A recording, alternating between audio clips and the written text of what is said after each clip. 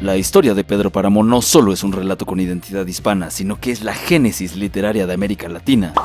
¡Ay, cabrón! Pero ¿cómo pasó tan desapercibido en sus primeros años hasta convertirse en el relato más importante del boom? No lo sé, tú dime. En parte entendiendo a la perfección la cultura que quería representar, y es que esta novela es como tu abuelo peleando en el cerro contra el diablo. Pero para entender esto vamos a hablar de los 5 puntos que hacen tan compleja esta novela y que te pueden ayudar a comprenderla mejor. Yo soy tu amigo el lector que busca a su padre en los puestos de cigarros y hoy hablaremos de Pedro Páramo.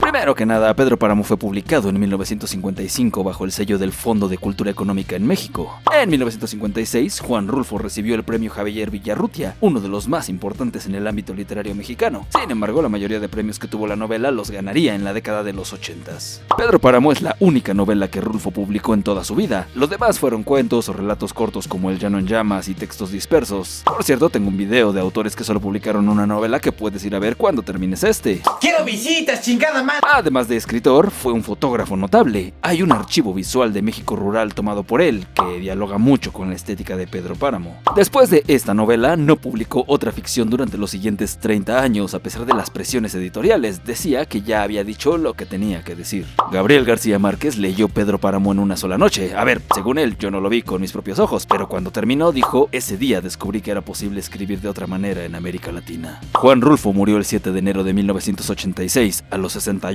años, en la Ciudad de México. La causa oficial de su muerte fue cáncer pulmonar, producto de años de tabaquismo intenso.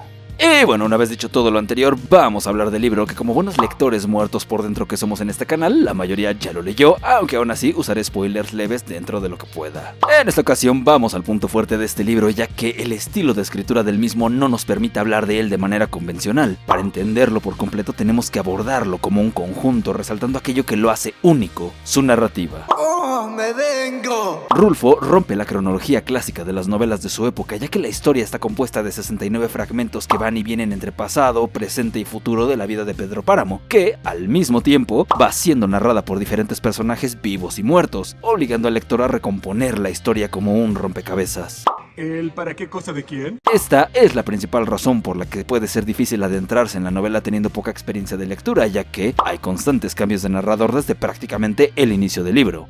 Digámosle, tiempo simultáneo, crea una atmósfera de realidad en la que todo sucede a la vez, y refuerza ese carácter onírico que transmite Comala, y es que más de una veintena de personajes nos narran la vida de Pedro Páramo, ya que en esencia los secundarios son catalizadores para resaltar al protagonista, y es que este último muestra un carácter, digámosle, mañoso desde niño. Ojo, no ese tipo de mañoso, sino aquel que podemos definir como diestro, hábil, experimentado. Alguien con maña es la caracterización completa del estándar masculino de su época. Todo el libro trata sobre Pedro Páramo, desde el título hasta su última palabra. La historia gira en torno a él y los personajes solo pueden contar el cómo les afectó su vida. Todos hablan de Pedro Páramo como una leyenda, una celebridad, alguien que vieron una vez y se quedó en su memoria para siempre. Incluso el propio pueblo de Comala existe con el propósito de servir a Pedro Páramo. Desde su extensión misma hasta sus simbolismos, el calor y el hecho de que los muertos no descansan en esta tierra. Qué bonito Comala, me gustaría vivir ahí. El otro día salí a comprar pan y vi cómo le daban un levantón a mi primo el Patas. Sáquenme de LATAM, por favor. Y funciona. El personaje es suficientemente interesante. Páramo no sigue ninguna ley. Esta actitud estoica adaptada a la época de la novela es lo que hace a su protagonista tan real. No tiembla, no duda ante las decisiones cuestionables. Piensa la solución más conveniente para él y sigue su plan hasta las últimas consecuencias. Todo lo anterior sumado a un estilo de escritura sin un narrador omnisciente que nos enmarque una cronología. Así, el autor desaparece y el lector queda cara a cara con los personajes. Las elipsis constantes y las interrupciones súbitas exigen al lector llenar los huecos y conectar fragmentos. La historia no se consume pasivamente, se construye en la mente de quien lee, y ese juego de ocultar y revelar información convierte al lector en coautor. Una jugada narrativa muy avanzada para su época. Obviamente, tú que eres un desgraciado adicto a leer y que has consumido historias donde esta narrativa ya es incluso mainstream, no te va a costar trabajo seguir el hilo argumental de la novela. Pero ten en cuenta que Pedro Páramo suele ser un libro obligado en las escuelas, y para los miles de niños rata con el cerebro frito por tantos videos guarros de miertubers como yo, leer esto les puede hacer colapsar su débil mente en un ataque de ansiedad, como cuando Twig se cagó en las magdalenas de Kim Jong-un.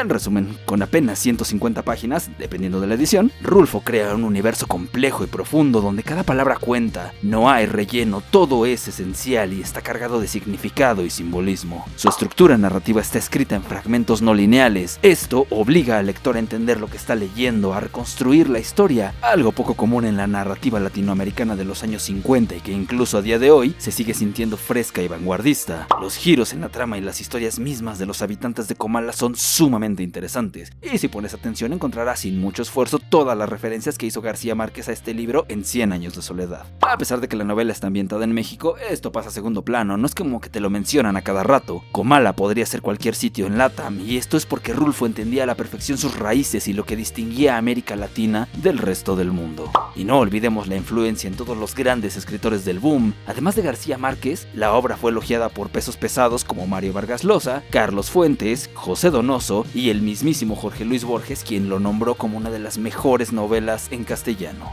Y si quieres conocer otros tremendos autores que construyeron un legado histórico con tan solo una novela, te sugiero que veas esta tremenda lista que hice con mucho amor para ti, hermoso espectador. Muchas gracias por llegar hasta el final y nos vemos en la siguiente.